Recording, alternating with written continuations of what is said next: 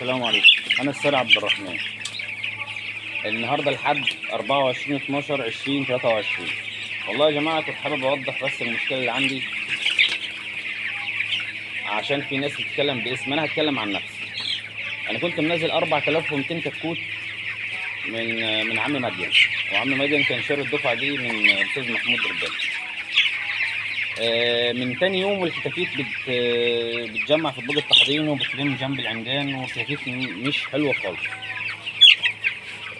حجنتهم طبعا ومتابع مع الدكاتره. وبرضه الكتاكيت مع في اليوم الخامس والسادس بدات تتفرز وتكيش.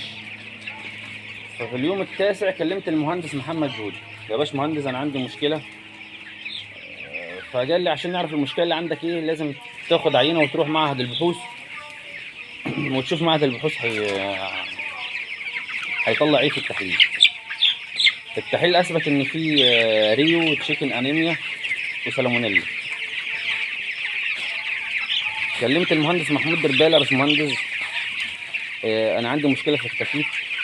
فقال لي يا باشا انت ما خدتش مني كتاكيت ولا انا شفت. قلت له طيب عم مدين. قال لي هو خليه هو اللي يكلمني.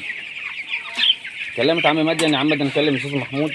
قال لي يا باشا انا برن عليهم وعامل لي حظر على التليفون وانا مش عارف اكلمه والله.